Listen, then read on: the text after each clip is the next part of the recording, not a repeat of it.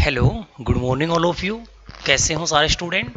तो देखिए मेरा नाम सोनी भारद्वाज है। मैं आप लोगों को इस बैच में इंडियन पॉलिटी पढ़ाऊंगा, इंडियन पॉलिटी के साथ डील करूंगा और आज की जो क्लास है वो हमारी इंडियन पॉलिटी की रहेगी।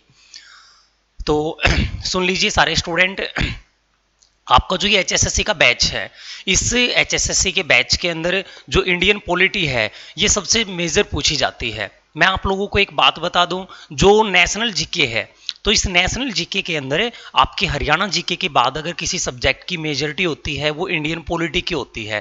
क्योंकि पहले का पता नहीं, अब लगातार पिछले 2 या 3 सालों से जितने भी एचएसएससी ने एग्जाम लिए हैं, ऐसी बात नहीं, आपने प्रीवियस एग्जाम पेपर लगाए होंगे तो आप लोगों को ये जरूर पता होगा क्या सर इंडियन पॉलिटी से हमेशा क्वेश्चन आते हैं। और सबसे बड़ी बात तो ये है, क्वेश्चन तो आते ही हैं, वो इतने इजी क्वेश्चन आते हैं, उनको आप आसानी से लगा सकते हो। मैं आपको एक बात बता देता हूं, देखिए इंडियन पॉलिटी अपने आप में एक छोटा सा सब्जेक्ट है, बिल्कुल छोटा सा है, और ऊपर से उसमें बिल्कुल जो आसान लेवल है वही आपके एग्जाम में दिया जाता है। ऐसा भी नहीं, बिल्कुल नॉर्मल आर्टिकल पूछे जाते हैं। हाँ, मैंने आर्टिकल का जिक्र कर लिया तो आप लोगों के सामने मैं ये बता देता हूं। देखिए लगभग जो बच्चे हैं उन बच्चों के माइंड में डर ये होता है कि सर इंडियन पॉलिटी हमें नहीं आती। क्यों नहीं आती? क्योंकि इंडियन पॉलिटी के अंदर काफ़ी सारे आर्टिकल याद रखने पड़ते हैं। देखिए ऐसा कुछ भी नहीं है, मैं आपको एक सच बात बताता हूँ, एचएसएससी नहीं बल्कि एसएससी तक चले जाना आप ये देखना है प्रीवियस एग्जाम पेपर उठा के, क्या कभी एग्जाम में आर्टिकल पूछे भी जाते हैं? डेफिनेटली नहीं पूछे जाते। मैं आपको एक बात बता देता हूँ, पहली बात तो आप ये सोचते हो सर 395 आर्टिकल हैं, आपको तो आर्टिकल याद ही नहीं रखने पड़ते इतने। पहले तो आप 1 से लेके 50 तक आर्टिकल कंटिन्यू याद कर लो, फिर कुछ राष्ट्रपति के आर्टिकल, फिर आगे चल के कोई मैन आर्टिकल है। अगर एग्जाम में पूछा भी जाता है, बाय द वे मान लो एग्जाम ने आर्टिकल पूछ भी लिया, तो आर्टिकल कभी इतना हार्ड नहीं पूछता। वो फंडामेंटल राइट से पूछ लेगा, प्रेसिडेंट से पूछ लेगा, राज्यपाल से पूछ लेगा, बस मैन जितने आर्टिकल हैं आपको वही पढ़ने हैं। हाँ मैं मानता हूँ जो सब्जेक्ट है इसकी जो लैंग्वेज है वो थोड़ी सी हार्ड है, फिर मेरा काम ही क्या है आप लोगों के सामने इस सब्जेक्ट की लैंग्वेज को आपकी लैंग्वेज के अंदर ट्रांसलेट करके देना। इंडियन पॉलिटी को हम बिल्कुल ऐसे ही तरीके से पढ़ने वाले हैं। तो चलिए शुरुआत करते हैं। हाँ, शुरुआत करने से पहले मैं आपको बता देता हूँ हमारे सब्जेक्ट के बारे में। देखिए जो ये इंडियन पॉलिटी सब्जेक्ट है, जो भारतीय राज्य व्यवस्था हमारा सब्जेक्ट है, इसको हम शुरुआत करेंगे बिल्कुल जड़ से निकाल के लेके आएंगे। मैं आपको एक बात बता दूं, आपने ज़्यादातर टीचर्स, ज़्यादातर बुक में आपने ये देखा होगा, जो संविधान है वो संविधान सभा से पढ़ना हम स्टार्ट कर देते हैं। ऐसा नहीं है। आज की क्लास में हम ये पढ़ने वाले हैं हमारे देश में संविधान की ज़रूरत क्यों पड़ी, हमें इंडियन पॉलिटी की ज़रूरत क्यों पड़ी, और दूसरा ये भी पढ़ेंगे हमारी इंडियन पॉलिटी कब से बनी आ रही है। तो मैं आपको एक दो बातें बता देता हूँ। जब से हमारा देश अंग्रेजों का गुलाम है, जब से अंग्रेजी कंपनी भारत में आई थी, तो उन्होंने क्या किया, समय समय पर एक्ट पारित करने स्टार्ट कर दिए, और वही एक्ट हमारे संविधान की सीढ़ियां बनते चले गए। तो जो हम पहली क्लास करेंगे, इस पहली क्लास में बिल्कुल जड़ से निकाल के लेके आएंगे पॉलिटी को। क्या हमारे देश में, तो आपने पढ़ा इतिहास में तो राजा थे, फिर अचानक आके इंडियन पॉलिटी की जरूरत कैसे पड़ी, तो वहीं से इंडियन पॉलिटी को निकाल के लेके आएंगे। आज का जो पहला टॉपिक होगा वो आपका इंडियन हिस्ट्री का लास्ट का टॉपिक और पॉलिटी का फर्स्ट का टॉपिक होगा, क्योंकि मॉडर्न हिस्ट्री का लास्ट का, पॉलिटी का फर्स्ट का टॉपिक आपस में मिक्सअप होता है। तो गौर से सुन लीजिए, आज की क्लास में हम इंडियन हिस्ट्री का टॉपिक भी कर रहे हैं और इंडियन पॉलिटी का फर्स्ट ऑफ टॉपिक भी। आप क्लास लगाइए। आज की जो क्लास है ये थोड़ी सी हार्ड हो सकती है, क्योंकि आज मैं आपको वो टॉपिक कराने जा रहा हूं जो लगभग आपने किसी टीचर से या किसी बुक में नहीं पढ़ा होगा। हाँ, ये मेरा मानना है, यहाँ से क्वेश्चन डेफिनेटली आपके एग्जाम में आते हैं। तो मैं एक बार इस टॉपिक को करवाता हूँ, फिर आगे चल के हम कंटिन्यू करते हैं। तो स्टार्ट करते हैं। मैं हेडिंग डाल देता हूँ, भारतीय राज्य व्यवस्था। तो आज की जो क्लास है, इस क्लास में हम पढ़ने वाले हैं भारतीय राज्य व्यवस्था।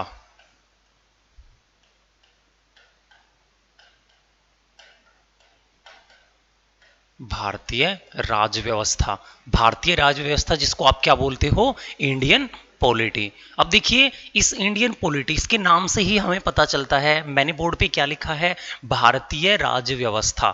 अब गौर से सुनिए, राज्य व्यवस्था का मतलब क्या होता है, भारत में राज करने की व्यवस्था कैसी होगी। नाम से ही पता चलता है। इसका मतलब ये भारत में राज करने की व्यवस्था, कैसे कैसे भारत में रूल चलाए जाएंगे, कैसे कैसे सुप्रीम कोर्ट न्याय करेगा, कैसे कैसे हम राष्ट्रपति के चुनाव करेंगे, कैसे प्रधानमंत्री की नियुक्ति की जाएगी, इन सभी बातों को हम कहाँ पढ़ने वाले हैं, भारतीय राज्य व्यवस्था। लेकिन मैं आपको बता दूं, हमारी जो ये राज्य व्यवस्था है ये किससे चलती है, तो एक सुप्रीम लॉ है जिसको बोला जाता है कॉन्स्टिट्यूशन, जिसको बोला जाता है संविधान। और इस राज्य व्यवस्था में हमें 80% पढ़ना ही क्या होता है, इसमें हमें 80% पढ़ना ही होता है हमारे संविधान को। संविधान एक वो लिखित मसौदा है, संविधान एक वो लिखित मसौदा है जिसके अंतर्गत हम पूरे देश को बाउंडेड करते हैं, या जिसके अंतर्गत रह के पूरे देश काम करता है। तो हम इसी संविधान को पढ़ने वाले हैं। मेजॉरिटी इसमें 80% संविधान ही पढ़ना है, लेकिन फिर भी संविधान से पहले हम ये पढ़ने वाले हैं संविधान बना कैसे, या हम ये पढ़ने वाले हैं इस संविधान की हमें जरूरत क्यों पड़ी, या फिर ये पढ़ने वाले हैं संविधान की जरूरत कैसे कैसे हमने इसको बना के तैयार किया है। तो ये सारी बातें पढ़ेंगे। तो आज की क्लास का जो टॉपिक है वो टॉपिक होगा बंगाल। तो देखिए, जो ये संविधान है, जो ये भारतीय राज्य व्यवस्था है, ये सारी कहाँ से शुरू होती है, बंगाल से। तो गौर से देखिए, ये सारी कहाँ से शुरू होती है, बंगाल से। अब आप ये कहोगे सर बंगाल से कैसे, तो गौर से देखिए, जो ये बंगाल है ये अपने आप में एक परिपूर्ण शक्ति था। मैंने आपको इंडियन हिस्ट्री पढ़ाई है, तो इंडियन हिस्ट्री में मैं आपको बताता हूँ, आपको इंडियन हिस्ट्री में आपने वो पढ़ा होगा, वहीं से आपको लिंक करके यहाँ से स्टार्ट कर देता हूँ। तो देखिए, आपने पढ़ा था क्या सर 1707 में औरंगजेब की डेथ हुई थी। हाँ बिल्कुल हुई थी 1707 में। तो आपने ये पढ़ा था सर, मुगलों में बाबर से लेके औरंगजेब तक जितने शासक थे वो योग्य शासक थे, और औरंगजेब के बाद जितने शासक आए थे उन्हें उत्तरवर्ती मुगल शासक बोला गया था, यानी सारे के सारे अयोग्य थे। इसका मतलब ये है औरंगजेब की मृत्यु तक तो जो मुगल थे उनके पास काफी सारे सूबे हुआ करते थे, लेकिन औरंगजेब की डेथ के बाद उनके सूबे धीरे धीरे स्वतंत्र होना स्टार्ट हो गए। एज पर एग्जाम्पल बंगाल ले लीजिए, तो बंगाल का सूबेदार था मुगलों का, और जैसे ही औरंगजेब की डेथ हुई उसके कुछ सालों बाद ही उस सूबेदार ने क्या किया, अपने बंगाल को आजाद करवा लिया मुगलों से, और खुद बंगाल का पहला नवाब बन बैठा। तो आपसे पूछा जाता है बंगाल के पहले नवाब का नाम बताएं, तो मैं यहाँ सीक्वेंस में एक बार सभी नवाबों के नाम लिख देता हूँ। बंगाल में अभी तक कितने नवाब हुए हैं, तो देखिए हम यहाँ पे पढ़ते हैं बंगाल का पहला नवाब। तो हम यहाँ पे पढ़ते हैं बंगाल का पहला नवाब, बंगाल का पहला नवाब। तो जो बंगाल का पहला नवाब था उसका नाम था मुर्शिद कुली खान, इसका नाम था मुर्शिद कुली खान। तो हम पढ़ते हैं बंगाल का जो पहला नवाब था इसका नाम था मुर्शिद कुली खान, और इसने शासन कब से कब तक किया बंगाल पे, 1713 से 1727। इसने शासन किया 1713 से 1727 तक शासन किया था। अब देखिए, इसके बाद बंगाल का जो दूसरा नवाब था, हम पढ़ते हैं इसके बाद जो बंगाल का दूसरा नवाब था, इस दूसरे नवाब का नाम क्या था, सुजाउद्दीन। इस दूसरे नवाब का नाम क्या था, सुजाउद्दीन। तो हम पढ़ते हैं बंगाल का जो दूसरा नवाब था उसका नाम था सुजाउद्दीन, और सुजाउद्दीन ने शासन कब से कब तक किया था, 1727 से लेकर 1739 तक। तो हम पढ़ते हैं इसने 1727 से लेकर 1739 तक शासन किया।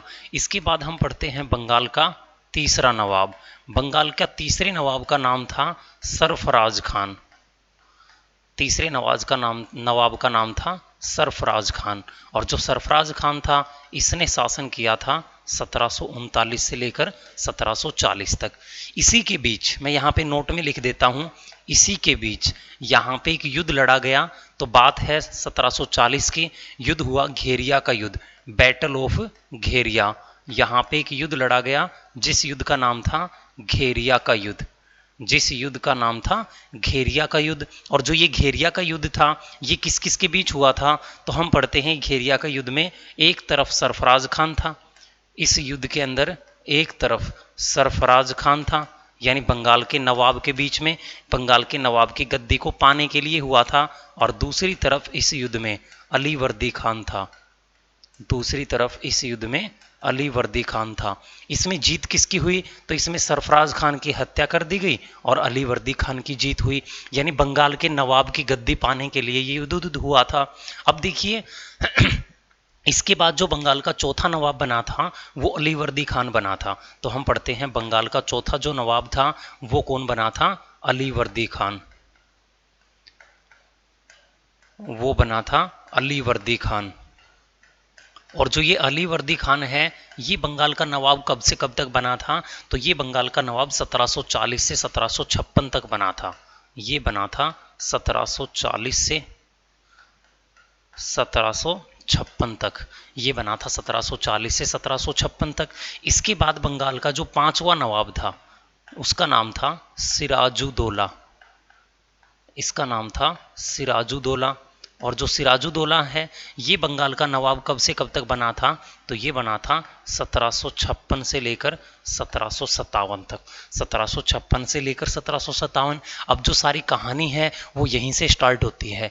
देखिए कुछ स्टूडेंट ये ना सोचे मैं आपको इंडियन पॉलिटी नहीं, ये तो इंडियन हिस्ट्री करवा रहा हूँ, तो आप ये कहोगे सर हम तो पॉलिटी पढ़ने के लिए आए थे इस बैच में और आपने तो इंडियन हिस्ट्री पढ़ा दी। तो मैं उन बच्चों को स्पेसिफिक ये कहना चाहूँगा कि बेटा आपने अभी तक इंडियन पॉलिटी को अच्छे से पढ़ा ही नहीं है, आपने सिर्फ इंडियन पॉलिटी को रटा है। और मैं पहले की तरह बता चुका हूँ हम इंडियन पॉलिटी को बिल्कुल जड़ से निकाल के लेके आएंगे। हमें इंडियन पॉलिटी कहाँ से बनी हमारे देश में, हमें ज़रूरत कैसे पड़ी है, बस आप कहानी को समझते जाइए, देखते जाइए। तो देखिए जो बंगाल का पांचवा नवाब है वो था सिराजुद्दौला। और जैसे ही सिराजुद्दौला गद्दी पर बैठा था तो सिराजुद्दौला का जो स्वभाव था वो इन सभी नवाबों से अलग था। क्यों? क्योंकि मैं आपको एक बात बता देता हूं, इस समय जो अंग्रेज थे, अंग्रेजों की कंपनी भारत में आ चुकी थी। मैंने इंडियन हिस्ट्री में पढ़ाया था British east India company Bharat में आ चुकी थी। आपने पढ़ा था ब्रिटिश ईस्ट इंडिया कंपनी का पहला जो व्यापारी था वो कैप्टन विलियम हॉकिंस था और वो कंपनी भारत में आ चुकी थी। अब एक तरफ बंगाल के अंदर ब्रिटिश ईस्ट इंडिया कंपनी भी शासन करती थी, या हम ये कह सकते हैं एक तरफ बंगाल के अंदर ब्रिटिश ईस्ट इंडिया कंपनी व्यापार करती थी। लेकिन वो क्या करती, वो प्रशासन में भी दखलंदाजी करती थी। और सिराजुद्दौला को ये बिल्कुल भी पसंद नहीं था जो अंग्रेज हैं वो उनके प्रशासन के अंदर दखलंदाजी करें, इसलिए सिराजुद्दौला नफरत करता था अंग्रेजों से। अब एक बार की बात है, हुआ क्या, जो अंग्रेज हैं अंग्रेजों ने क्या किया, कलकत्ता के कासिम बाजार की घेराबंदी स्टार्ट कर दी, यानी कासिम बाजार के चारों तरफ एक किला बनाना स्टार्ट कर दिया।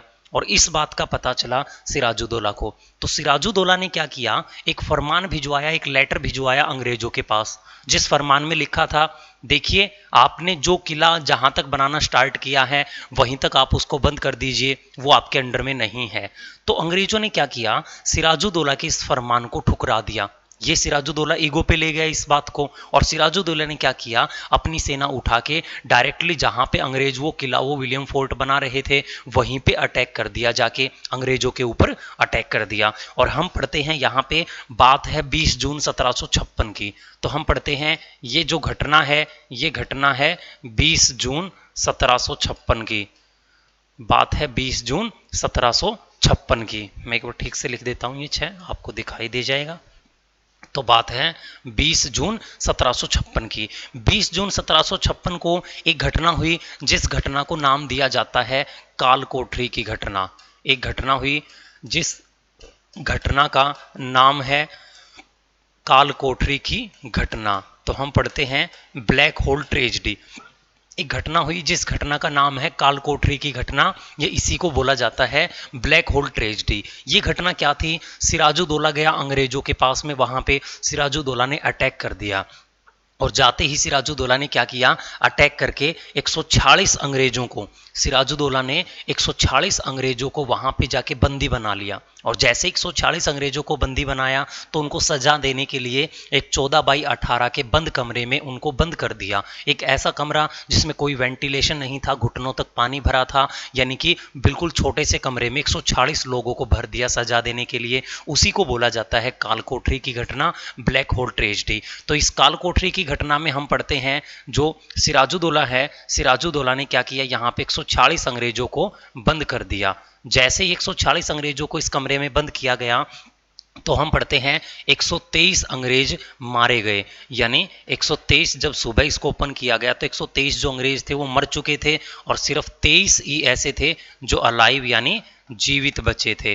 तो हम पढ़ते हैं सिर्फ 23 अंग्रेज ऐसे थे जो जीवित बचे थे, 123 अंग्रेज इसमें मारे जा चुके थे। जो ये 23 थे इनमें जीवित बचने वाला एक व्यक्ति था, जिस व्यक्ति का नाम था विलियम होलवेल, जिसका नाम था विलियम होलवेल। तो हम पढ़ते हैं इन 23 में जीवित बचने वाला एक व्यक्ति था जिसका नाम था विलियम होलवेल। अब इस विलियम होलवेल ने क्या किया, इस पूरी घटना को एक बुक में लिख दिया, एक फरमान में लिख दिया और उस बुक को भिजवा दिया कहाँ पे, इंग्लैंड की महारानी के पास। अब गौर से सुनिए, मैं आपको एक बात बताता हूँ। उस समय जो इंग्लैंड की संसद थी, जो इंग्लैंड की सरकार थी, वो चलाती थी इंग्लैंड की महारानी। और उस समय इंग्लैंड से ही एक कंपनी भारत में आई हुई थी और वो कंपनी के तो भारत में जो अंग्रेज थे उन्हीं को हम अंग्रेज या ब्रिटिशर्स बोलते हैं। तो यहाँ पे जिन अंग्रेजों को मारा था ये कंपनी के व्यापारी थे सारे के सारे। अब जैसे ही ये घटना पता चली वहाँ की महारानी को जाके, तो महारानी को पता चला इंडिया में जो कंपनी गई हुई है, जो कर्मचारी गए हुए हैं, जो व्यापारी गए हुए हैं, उनके साथ कुछ ऐसी घटना हुई है। तो यहाँ पे अंग्रेज कम वहाँ की महारानी को लगा जरूर इन व्यापारियों ने कोई ना कोई ऐसा काम किया है जो भारत के राजा ने इनको कोई ना कोई सजा दी है। तो जैसे ही कंपनी को पता चला उनके इतने सारे कर्मचारी मारे जा चुके हैं, तो कंपनी ने भी क्या किया, कंपनी ने अपनी इस कंपनी को या फिर अपने इस व्यापार को संगठित करने के लिए, सुसंगठित करने के लिए एक नई पोस्ट बना के भेज दी भारत में, जिस पोस्ट का नाम था बंगाल का गवर्नर। यानी उस समय इस कंपनी का डोमिनेंस ही बंगाल में होता था, कलकत्ता में होता था। तो यहाँ पे बंगाल का, कलकत्ता का एक गवर्नर बना के भेज दिया जो पूरी की पूरी कंपनी की देखभाल करेगा। तो हम पढ़ते हैं, बात है 1756 की। हम पढ़ते हैं, बात है 1756 की। 1756 में भारत में एक पोस्ट बन के आई जिस पोस्ट का नाम था बंगाल का गवर्नर, जिस पोस्ट का नाम था बंगाल का गवर्नर। और जो ये बंगाल का पहला गवर्नर था ये मैं आपको पढ़ा चुका हूँ, और आपको पता है बंगाल के पहले गवर्नर का नाम क्या था, रॉबर्ट क्लाइव। बंगाल का जो पहला गवर्नर बन के आया था इसका नाम ही क्या था, रॉबर्ट क्लाइव। इसका नाम था रॉबर्ट क्लाइव।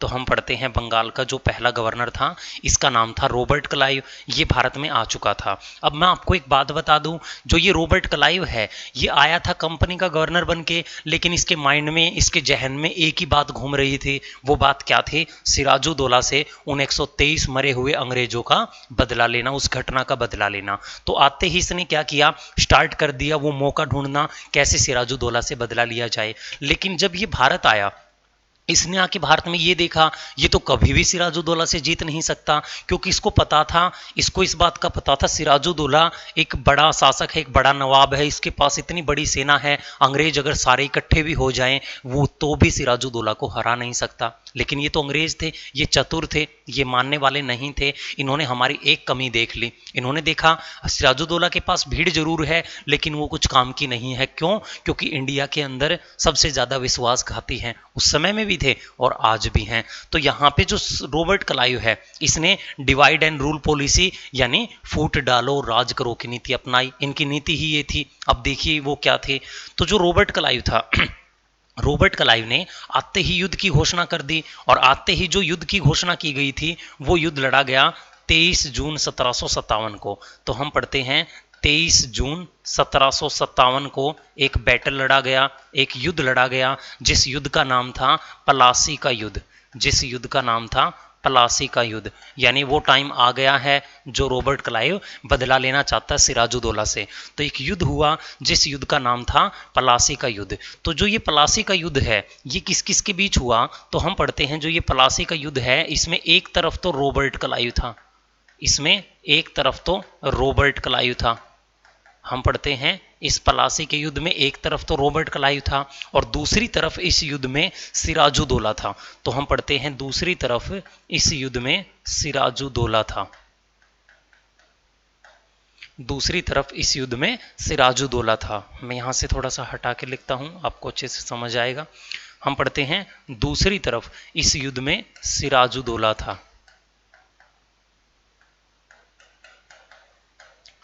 ये प्लासी का युद्ध हुआ। एक तरफ सिराजुद्दौला, एक तरफ रॉबर्ट क्लाइव था। अब रॉबर्ट क्लाइव को इस बात का पता था सिराजुद्दौला के पास बड़ी सेना है। तो मैं आपको बता दूं, सिराजुद्दौला की सेना लगभग 4 सेनापतियों में डिवाइड हो रखी थी, यानी सिराजुद्दौला के पास 4 बड़ी सेनाएं थी। तो इसकी 2 बड़ी सेनाओं के, इसके 2 चीफ कमांडर, इसके 2 बड़े सेनापति थे, वो कंडक्ट कर रहे थे, वो संभाल रहे थे। और उन 2 सेनापतियों का नाम क्या था? तो सिराजुद्दौला के 2 सेनापति थे। एक सेनापति का नाम था, हम पढ़ते हैं मीर जाफर। एक सेनापति का नाम था मीर जाफर और एक सेनापति का नाम था राय दुर्लभ। इसका एक मंत्री था जिसका नाम था राय दुर्लभ।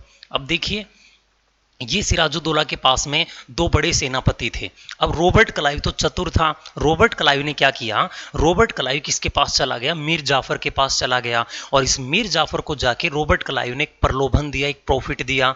और वो प्रॉफिट क्या दिया? इसने जाके मीर जाफर को ये कहा, देखिए आप इस युद्ध में हमारा साथ दे दीजिए, इसके बदले हम क्या करेंगे, हम सिराजुद्दौला की हत्या कर देंगे और जो बंगाल के नवाब की गद्दी है वो आपको मिल जाएगी। एक तो आप पूरी उम्र सेनापति बनो, एक आप पूरी उम्र नवाब बन के जियोगे। अब जो भारत के लोग थे वो पैसों के और पद के भूखे थे, जैसे आज भी हैं। तो मीर जाफर ने अपने इस राजा के साथ में, यानी एक भारतीय ने भारतीय के साथ में ही विश्वासघात करने का फैसला कर लिया। और यहाँ पे मीर जाफर का अच्छा फ्रेंड मित्र होता था राय दुर्लभ। ये दोनों ने क्या किया? डील कर ली रॉबर्ट क्लाइव के साथ में, क्या हम सिराजुद्दौला के साथ युद्ध नहीं लड़ेंगे, हम आपके साथ लड़ेंगे। अब जैसे युद्ध स्टार्ट हुआ, सिराजुद्दौला को तो नहीं पता था कि इतना बड़ा विश्वासघात होने वाला है। तो युद्ध स्टार्ट होते ही मीर जाफर और राय दुर्लभ अपनी सेना लेके किस तरफ चले गए? रॉबर्ट क्लाइव की तरफ। सिराजुद्दौला देखता रह गया। और जैसे युद्ध स्टार्ट हुआ, बिल्कुल आसानी से रॉबर्ट क्लाइव ने इन दोनों सेनापतियों के साथ मिलकर सिराजुद्दौला को मार दिया,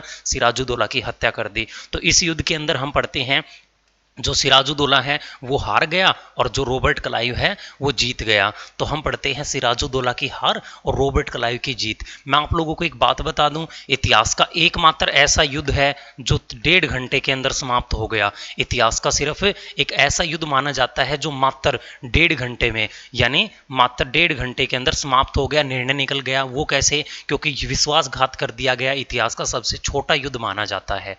अब युद्ध समाप्त हो चुका है। रॉबर्ट क्लाइव ने वादा किया था, और वादा क्या किया था? हम मीर जाफर को अगला नवाब बना देंगे। तो आइए नवाब की लिस्ट में, तो हम पढ़ते हैं बंगाल का छठा नवाब। तो हम पढ़ते हैं बंगाल का जो छठा नवाब था वो कौन बना? मीर जाफर। बंगाल का जो छठा नवाब था वो बना मीर जाफर, 1757 से लेकर 1760 तक। तो हम पढ़ते हैं बंगाल का जो छठा नवाब था वो बना मीर जाफर, 1757 से लेकर 1760 से।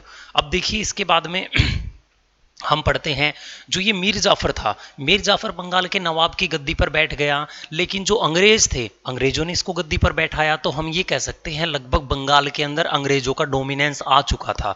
यानी ये हमेशा बातें किसकी मानता था? अंग्रेजों की मानता था। लेकिन अंग्रेज इतने भी चतुर थे, अंग्रेजों को ये पता था किसी भी भारतीय को ज़्यादा समय तक एक पोस्ट नहीं देनी चाहिए, क्योंकि जब भारतीय अपनी शक्ति को समझ जाएगा तो वो कभी भी बगावत कर सकता है। और ये तो आपको भली भांति पता है, भारतीय जब अपनी पावर को समझ जाता है तो हमेशा बगावती करता है। तो हम यहाँ पे पढ़ते हैं अंग्रेजों ने क्या किया, मीर जाफर अपनी पावर को समझ पाए इससे पहले मीर जाफर को इसकी गद्दी से हटा दिया और मीर जाफर के दामाद को गद्दी पर बैठा दिया। तो हम पढ़ते हैं बंगाल का सातवां नवाब। तो हम पढ़ते हैं बंगाल का सातवां नवाब।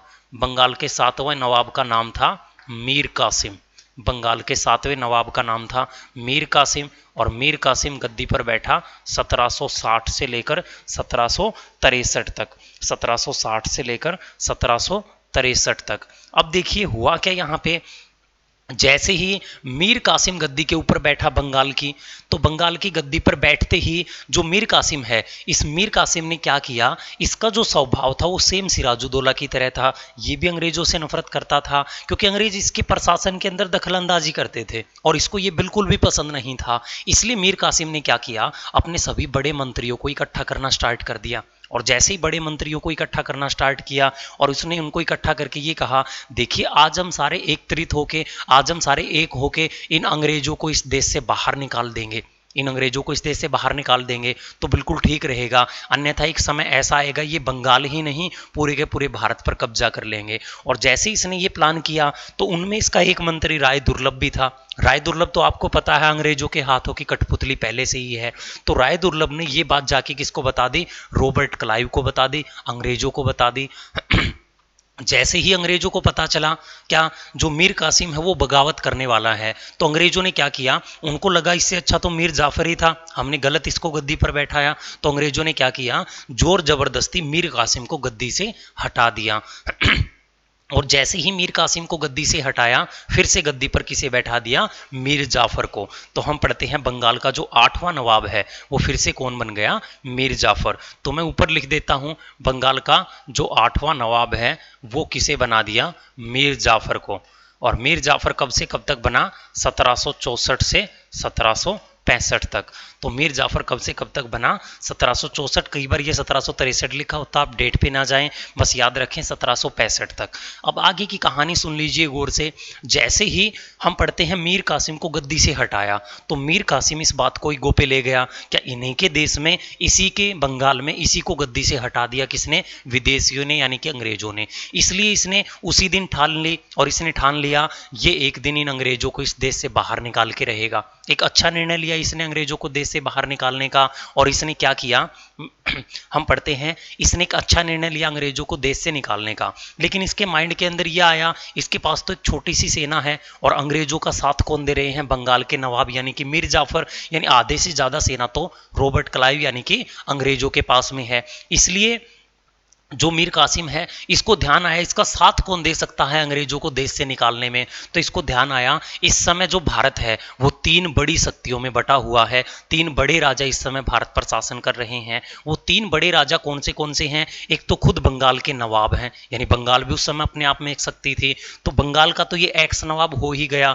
उस समय एक अवध जो लखनऊ है वो भी अपने आप में एक बड़ी शक्ति थी। तो अवध का जो नवाब था उसका नाम था सुजाऊ दौला। देखिए सिराजुद्दौला अलग है, सुजाऊ दौला अलग है। और उस समय दिल्ली के अंदर मुगल बैठते थे और दिल्ली का जो राजा हुआ करता था, मुगल राजा हुआ करता था, बादशाह था, उसका नाम था शाह आलम सेकंड। इसने क्या किया, 2 लेटर लिखे, एक अवध के नवाब को और एक दिल्ली के मुगल बादशाह को। दोनों में लिखा था आप लोग आइए और आप बंगाल के अंदर आइए, हम तीनों भारत की बड़ी शक्ति मिलके इन अंग्रेजों को देश से बाहर निकालेंगे, अन्यथा आज तो ये बंगाल में रूल करने की कोशिश कर रहे हैं, एक टाइम ऐसा आएगा ये पूरे भारत पे भी कब्जा कर लेंगे। तो शाह आलम सेकंड और अवध के नवाब सुजाउद्दौला ने क्या किया, ये बोल दिया फरमान के उत्तर में, क्या आप डेट डिसाइड कर लीजिए, हम तीनों मिलके क्या करेंगे, इन अंग्रेजों को इस देश से बाहर निकालेंगे। और वही डेट आ गई, डेट आई 22 अक्टूबर 1764 की। और युद्ध हुआ अंग्रेजों की, एक तरफ तो अंग्रेज थे और दूसरी तरफ हमारा पूरा भारत था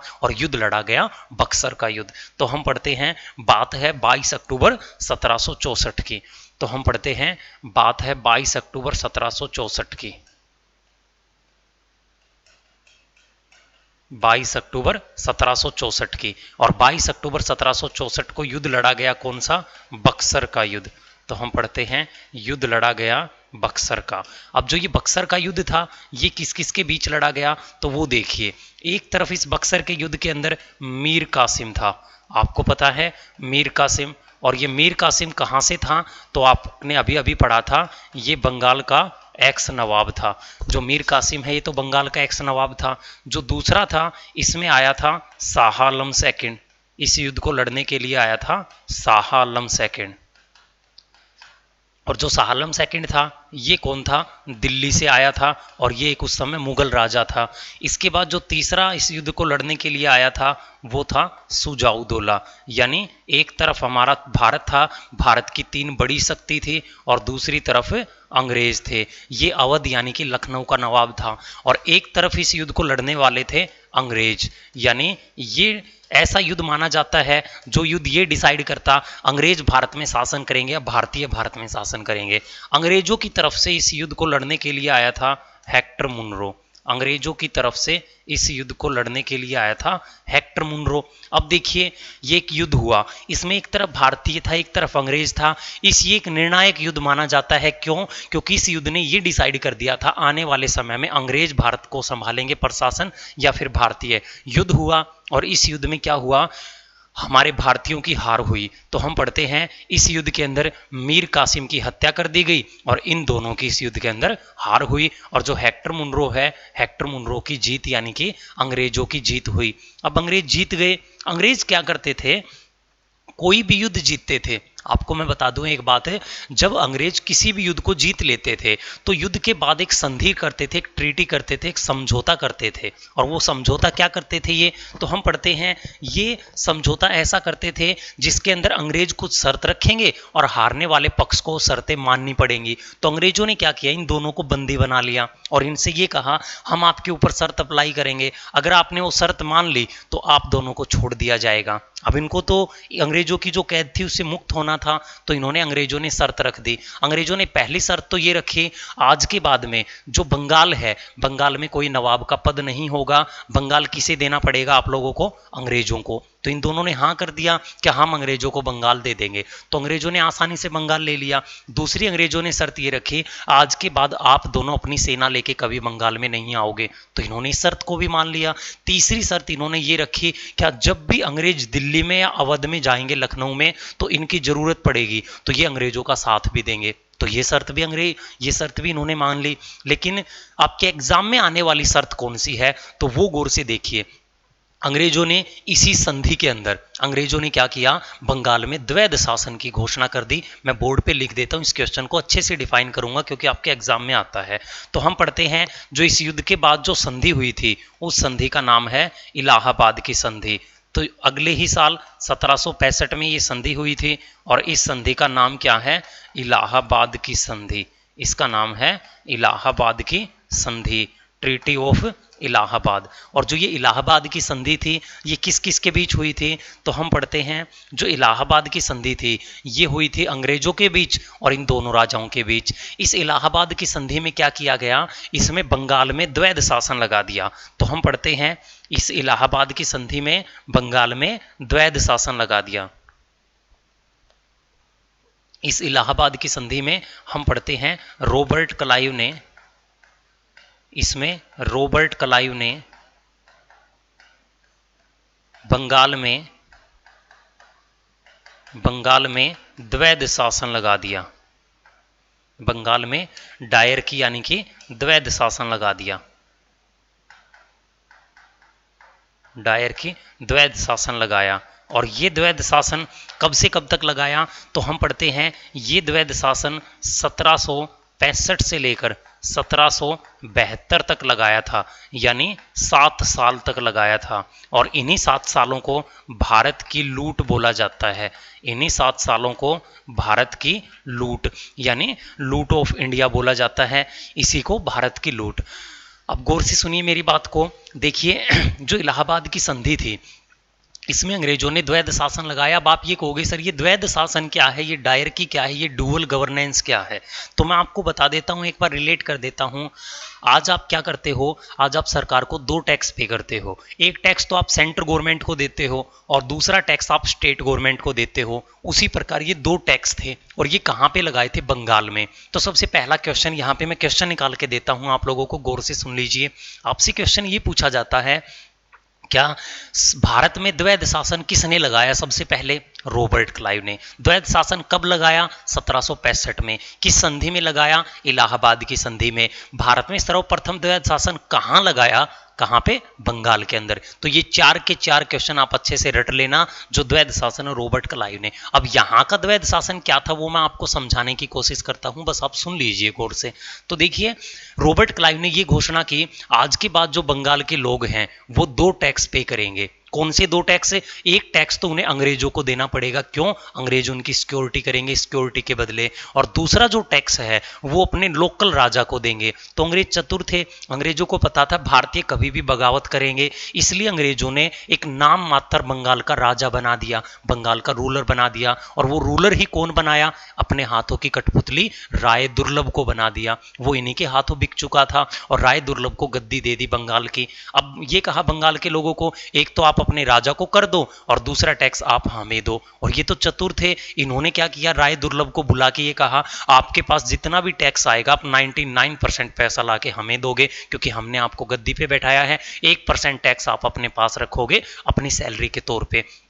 तो आप ये कह सकते हो बंगाल के द्वैध शासन से जितना भी पैसा आया, जितना भी टैक्स आया, वो सारा किसकी पॉकेट में आता था? अंग्रेजों की पॉकेट में। और ये एक प्रकार से कुशासन था, ये झूठ बोल के या फिर भारत को लूटने की कोशिश की गई थी। यानी इस बात का तो कंपनी को भी नहीं पता था, ना ही इंग्लैंड की महारानी को पता था इन अंग्रेज व्यापारियों ने कैसे करके भारत में कुशासन किया है और भारत को लूटना स्टार्ट कर दिया। तो ये कहा जाता है इन्होंने 7 साल तक भारत में ये द्वैध शासन लगाया बंगाल में। और मैं आपको बता दूं, बंगाल एक सबसे अमीर और सबसे संपन्न प्रांत हुआ करता था। मात्र 7 सालों में इन्होंने बंगाल को सबसे गरीब प्रांत बना दिया, बंगाल को लूट डाला। और हम पढ़ते हैं, जैसे ही इस बात का पता चला इंग्लैंड की महारानी को कि जो कंपनी है, कंपनी के कुछ व्यापारी हैं, इन्होंने बंगाल में जाके द्वैध शासन लगा के कुशासन करके भारत को लूटना स्टार्ट कर दिया, यानी वहां की जो गुडविल है उसको खराब कर दिया लाके भारत के अंदर। तो यहाँ पे महारानी ने उस कंपनी के बड़े अधिकारियों को बुलाया और उन बड़े अधिकारियों ने रॉबर्ट क्लाइव को बुला लिया, कहाँ पे? इंग्लैंड में। और रॉबर्ट क्लाइव को संसद में ले जाकर इतना ज्यादा जलील किया गया कि इसने क्या किया था, द्वैध शासन लगाया था। तो रॉबर्ट क्लाइव को खूब जलील किया गया, और जलील किया तो रॉबर्ट क्लाइव ने क्या किया, शर्म के मारे आत्महत्या कर ली। यानी पहला ऐसा गवर्नर माना जाता है जिसने सुसाइड कर ली, आत्महत्या कर ली द्वैध शासन के मारे। तो ये क्वेश्चन मैं लिख देता हूं, ऐसा गवर्नर रॉबर्ट क्लाइव था जिसने आत्महत्या की थी। तो हम पढ़ते हैं रॉबर्ट क्लाइव जिसने आत्महत्या की थी, सुसाइड की थी। इसको इतना ज्यादा जलील किया गया, इसने क्या कर ली, आत्महत्या कर ली। अब इस कंपनी के कर्मचारी ने वहां जाके यानी कि इंग्लैंड के अंदर आत्महत्या कर ली। अब वहां की महारानी ने वहां जो कंपनी के बड़े अधिकारियों को ये कहा, देखिए आपने जो इंग्लैंड की साख है, इंग्लैंड की गुडविल है, उसको ले जाके भारत में खराब कर दिया है, यानी भारत में इंग्लैंड की गुडविल खराब हो चुकी है। अब महारानी ने ये कहा हम इस कंपनी को बंद करेंगे, अन्यथा आपको एक काम करना पड़ेगा। वो काम क्या है? महारानी ने ये कहा, देखिए उस समय तक जो महारानी थी वो सहानुभूति रखती थी भारत की तरफ। तो महारानी ने ये कहा आप एक काम कीजिए, आपने जितने भी पैसे बंगाल से लूटे हैं, आपने जितने भी पैसे भारत से लूटे हैं, अब आप उन सारे पैसों से भारत का विकास करोगे, भारत को डेवलप करोगे।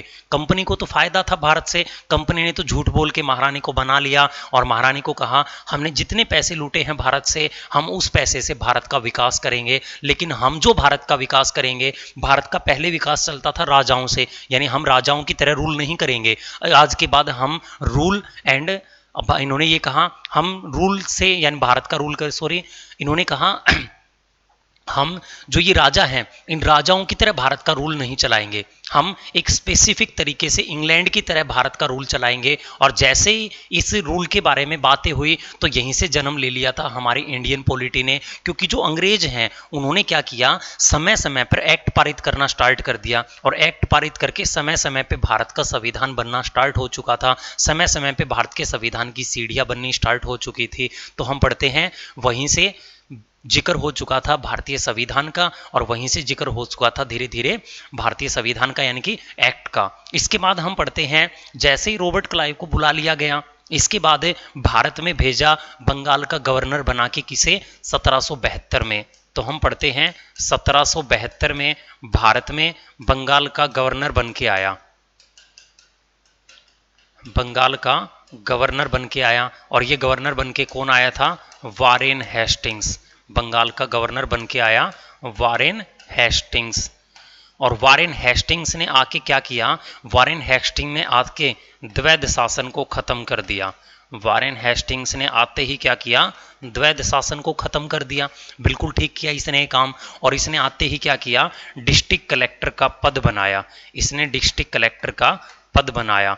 डिस्ट्रिक्ट कलेक्टर तो आप जानते ही होंगे, जिला प्रशासनीय, जिला आयुक्त, तो इसने डिस्ट्रिक्ट कलेक्टर का पद भी बनाया। तो ये हम पढ़ते हैं किसके बारे में? वारेन हेस्टिंग्स के बारे में। तो एक बार जल्दी से इसका ओवरव्यू ले लीजिए।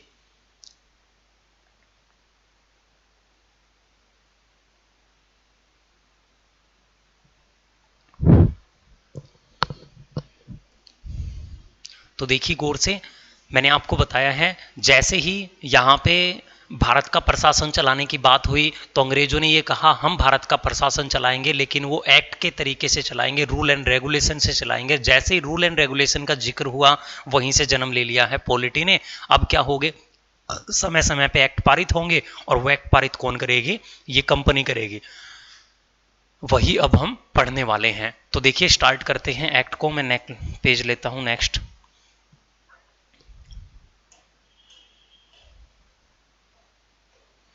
तो देखिए बोर्ड पे,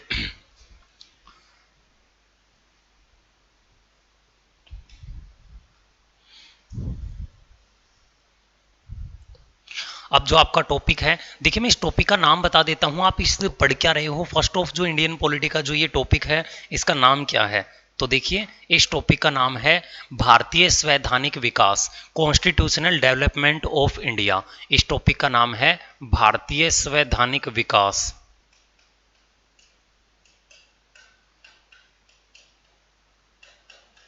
इस टॉपिक का नाम है भारतीय संवैधानिक विकास, भारतीय संविधान का विकास। तो गौर से देखें, इस टॉपिक का नाम है भारतीय संवैधानिक विकास। अब जो ये भारतीय संवैधानिक विकास है, इसको हम टू पार्ट में डिवाइड करके पढ़ने वाले हैं। इसको हम टू पार्ट में डिवाइड करेंगे। एक पार्ट का नाम होगा कंपनी रूल,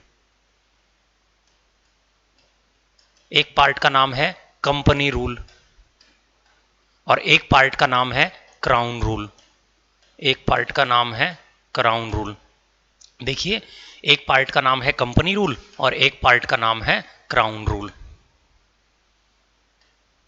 अब कंपनी रूल और क्राउन रूल का मतलब क्या है, मैंने अभी अभी बताया था। जो ब्रिटिश ईस्ट इंडिया कंपनी है वो भारत में प्रशासन करती है। तो पहले जो रूल होंगे, पहले जितने एक्ट आप पढ़ने वाले हो, वो सारे कंपनी पारित करेगी, और उसके बाद के जो रूल हैं वो पारित करेगी क्राउन। क्राउन का मतलब होता है सिर का ताज, और सिर का ताज किसके पास था, महारानी के पास, इंग्लैंड की। तो यानी क्राउन रूल के अंदर सारे के सारे एक्ट वहां की संसद, वहां की महारानी पारित करेगी, और शुरुआती जितने एक्ट हैं सारे के सारे कंपनी पारित करेगी। तो कंपनी के जो रूल हैं वो कब से कब तक आएंगे, 1773 से लेकर 1853 तक के जितने एक्ट हैं वो सारे के सारे कंपनी पारित करेगी। और जो क्राउन रूल हैं ये 1858 के एक्ट से लेकर 1947 तक जितने भी एक्ट आएंगे वो सारे क्राउन पारित करेगी, यानी वहां की महारानी, वहां की संसद। तो यहां पे हम जो ये भारतीय संवैधानिक विकास है, इसको टू हिस्सों में डिवाइड करके पढ़ने वाले हैं। सबसे पहले तो हम कंपनी रूल पढ़ेंगे, फिर हम क्राउन रूल पढ़ेंगे। तो शुरुआत करते हैं कंपनी रूल की, और कंपनी रूल 1773 में पारित हुआ था। तो सबसे पहला कंपनी रूल हम यहाँ पे पढ़ने वाले हैं। तो सबसे पहला कंपनी जो रूल है वो था 1773 का रेगुलेटिंग एक्ट। तो हम पढ़ेंगे यहाँ पे कौन सा, 1773 का रेगुलेटिंग एक्ट। 1773 का, थोड़ी थोड़ी जानी पहचानी लगी होगी अब आपको इंडियन पॉलिटी। 1773 का रेगुलेटिंग एक्ट।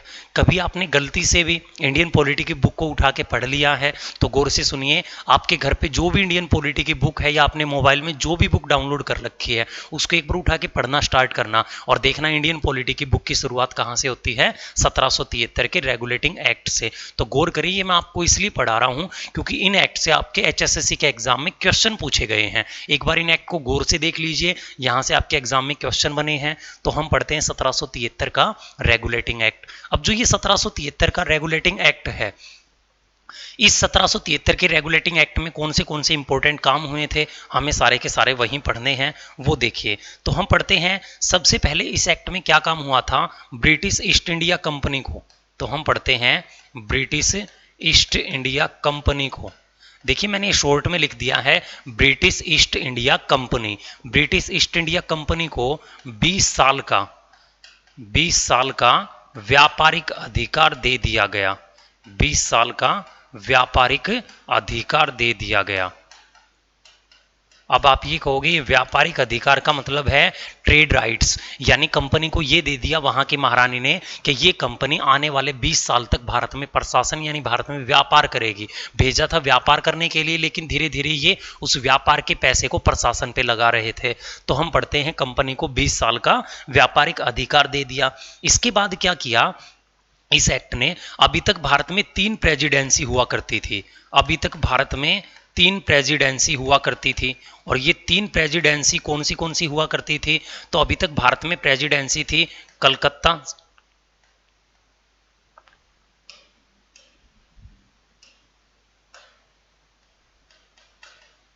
कलकत्ता, एक प्रेसिडेंसी का नाम था मद्रास, एक प्रेसिडेंसी का नाम था बॉम्बे। अभी तक भारत में ये 3 प्रेसिडेंसी थी। प्रेसिडेंसी का मतलब है अभी तक जो अंग्रेजों का व्यापार था वो इन 3 जगहों से चलता था, और जैसे ये एक्ट आया, इस एक्ट ने क्या किया, तीनों प्रेसिडेंसियों को एक कर दिया, तीनों प्रेसिडेंसी को कलकत्ता के अधीन कर दिया। यानी इन तीनों प्रेसिडेंसियों को कलकत्ता के अधीन कर दिया और तीनों प्रेसिडेंसियों को मिला के एक पोस्ट बना दी, और वो पोस्ट क्या बनाई, बंगाल का गवर्नर जनरल। यानी अभी तक जो व्यक्ति कहलाता था बंगाल का गवर्नर, उसे कहा जाने लगा बंगाल का गवर्नर जनरल। और इन तीनों का जो हेड था वो किसे बना दिया, वारेन हेस्टिंग्स को। इनका हेड किसे बना दिया, वारेन हेस्टिंग्स को। इन तीनों का हेड बना दिया वारेन हेस्टिंग्स को। यानी भारत में कार्यपालिका का गठन कर दिया गया, भारत में कार्यपालिका आ चुकी थी। इसके बाद हम पढ़ते हैं जो वारेन हेस्टिंग्स है, इसी को क्या कहा जाने लगा, बंगाल का गवर्नर जनरल। इसी को कहा जाने लगा बंगाल का गवर्नर जनरल, बंगाल का गवर्नर जनरल। अब देखिए आपको एक बात बता दूं, यहां पे 2 क्वेश्चन बन चुके हैं। एक तो ये आया था, जब क्या बन के आया था, बंगाल का गवर्नर, लेकिन इस एक्ट ने क्या कर दिया, इन तीनों प्रेसिडेंसी को मिला के इसकी पावर को बढ़ा दिया, इसी को बंगाल का गवर्नर जनरल कहा जाने लगा। तो आपसे एग्जाम में क्वेश्चन ये पूछा जाएगा, या तो ये पूछा जाएगा बंगाल का अंतिम गवर्नर कौन था, वारेन हेस्टिंग, और बंगाल का पहला गवर्नर जनरल कौन था, वारेन हेस्टिंग। यानी इसी को बंगाल का गवर्नर जनरल बना दिया। तो आपके 2 क्वेश्चन बने हैं, दोनों के दोनों आप नोट डाउन करोगे और इन दोनों के दोनों को याद रखोगे। इसी एक्ट ने क्या किया भारत में, तो हम पढ़ते हैं इसी एक्ट ने, बात है 1774 की, तो हम पढ़ते हैं बात है 1774 की। 1774 में भारत में, 1774 में भारत में सर्वप्रथम, भारत में सर्वप्रथम 1774 में भारत में सर्वप्रथम सुप्रीम कोर्ट की स्थापना हुई, यानी सर्वोच्च न्यायालय की स्थापना हुई। भारत में सुप्रीम कोर्ट यानी सर्वोच्च न्यायालय की स्थापना हुई। तो हम पढ़ते हैं भारत में सर्वप्रथम सुप्रीम कोर्ट की स्थापना हुई। अब देखिए इस एक्ट के तहत भारत में सुप्रीम कोर्ट की स्थापना हुई। कई बार आपसे ये पूछा जाता है भारत में सुप्रीम कोर्ट, तो आपको पता है पॉलिटी पढ़ रहे हो तो सुप्रीम कोर्ट का एग्जाम में क्वेश्चन डेफिनेटली बनेगा, तो आप पढ़ते हो भारत में सुप्रीम कोर्ट। लेकिन आपसे ये पूछ लिया जाए भारत में सुप्रीम कोर्ट किस एक्ट के तहत बना था, तो एक्ट कौन सा है, 1773 का रेगुलेटिंग एक्ट। सुप्रीम कोर्ट कब बना था, 1774 में। और ये सुप्रीम कोर्ट बना कहां पे था, आपको ये याद रखना पड़ेगा। तो ये सुप्रीम कोर्ट की जो स्थापना थी ये कहां पे की गई थी, कलकत्ता के अंदर की गई थी, कलकत्ता में की गई थी। अब मैं आप लोगों को बता दूं इस सुप्रीम कोर्ट के अंदर जजों की संख्या कितनी थी, तो आप ये याद रखोगे इसमें जो जजों की संख्या थी, इसमें जो जजों की संख्या थी ये संख्या रखी गई थी 3+1। 3+1 का मतलब होता है 3 अन्य न्यायाधीश और 1 मुख्य न्यायाधीश। और ये सारे के सारे 4 जज कौन से थे, इनका जो हेड था तो वो हम पढ़ते हैं, जो हेड था चीफ जस्टिस था, जो हेड था, जो चीफ जस्टिस था उसका नाम था एलिजा इम्पे। उसका नाम था, हम पढ़ते हैं लॉर्ड एलिजा इम्पे, उसका नाम था Lord Elijah Impey, Lord Elijah Impey, ये चीफ जस्टिस था। इसके बाद जो 3 अन्य न्यायाधीश थे उनका नाम क्या था, एक का नाम था लॉर्ड हाइड, एक का नाम था लॉर्ड हाइड, एक का नाम था लॉर्ड चैम्बर, और एक का नाम था लॉर्ड लिमेंस्टर, लॉर्ड लिमेंस्टर। तो हम पढ़ते हैं लॉर्ड लिमेंस्टर। तो देखिए 4 जजों की संख्या थी, एक मुख्य न्यायाधीश था जिसका नाम था लॉर्ड एलिजा इम्पे, 3 अन्य न्यायाधीश थे लॉर्ड हाइड, लॉर्ड चैम्बर और लॉर्ड लिमेंस्टर। तो हम पढ़ते हैं ये सुप्रीम कोर्ट की स्थापना हो चुकी थी। इसके बाद कहानी आगे क्या हुई वो गौर से सुन लीजिए। भारत में सुप्रीम कोर्ट बन चुका था। अब हुआ क्या, एक तरफ तो भारत में वारेन हेस्टिंग था जो कार्यपालिका का हेड था, दूसरी तरफ भारत के अंदर न्यायपालिका आ चुकी थी और न्यायपालिका का हेड कौन था, लॉर्ड एलिजा इम्पे। अब हुआ क्या, इन दोनों में अच्छी मित्रता हो गई और इन मित्रता का फायदा उठाया इन्होंने, भारत का नुकसान कर दिया। वो कैसे, वारेन हेस्टिंग को किसी से भी बदला लेना होता तो ये उसको क्या करते, तुरंत कैद कर लेते थे, उसको गिरफ्तार करवा देते थे और क्या करते, ये भेज देते थे लॉर्ड एलिजा इम्पे के पास। और लॉर्ड लॉर्ड एलिजा इम्पेस के एक इशारे पर उसको फांसी के तख्ते पर ले जाता था, यानी फांसी की सजा सुना देता था। तो जैसे ही इस बात का पता चला तो 3 भारतीयों ने इनका आपस में मिलने का विरोध किया। और वो 3 भारतीय कौन थे? एक का नाम था नंद कुमार, एक का नाम था घसीटी बेगम, और घसीटी बेगम कौन थी? सिराजुद्दौला की मौसी थी। तो हम पढ़ते हैं, एक का नाम था घसीटी बेगम, एक का नाम था नंद कुमार, एक का नाम था चैत सिंह। ये चैत सिंह, नंद कुमार भी वहां के मंत्री हुआ करते थे कभी सिराजुद्दौला के।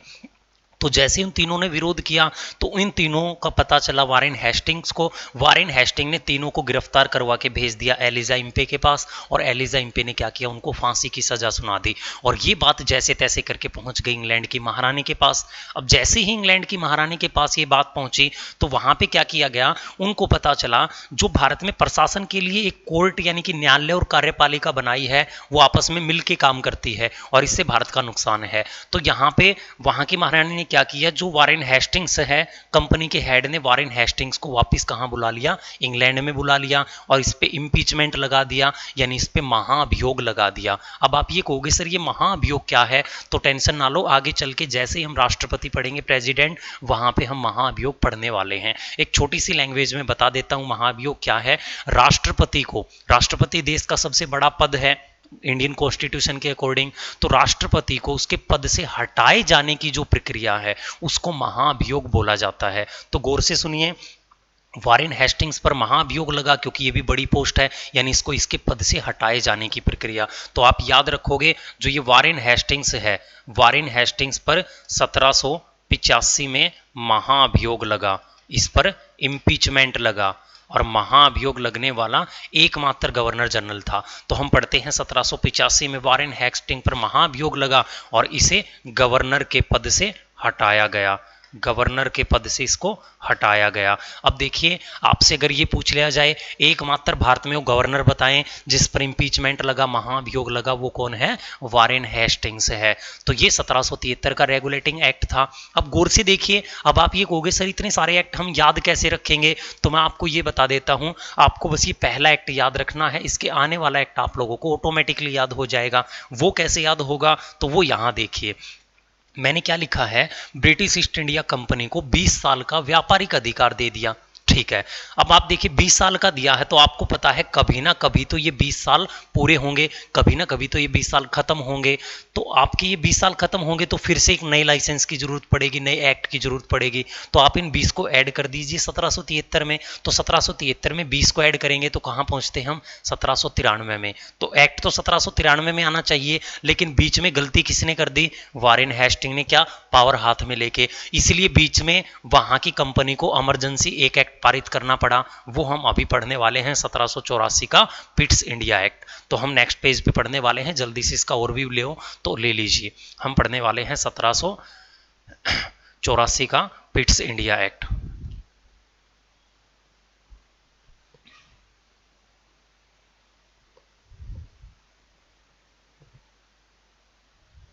हम पढ़ने वाले हैं 1784 का पिट्स इंडिया एक्ट।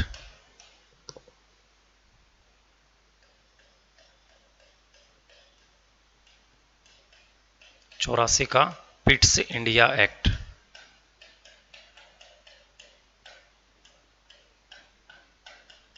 अब आप ये कहोगे सर ये पिट्स इंडिया एक्ट क्या है? तो इसको भी गौर से समझ लीजिए। तो देखिए, इमरजेंसी बीच में 1784 में पिट्स इंडिया एक्ट पारित किया गया। अब ये पिट्स इंडिया एक्ट क्या है वो देखिए।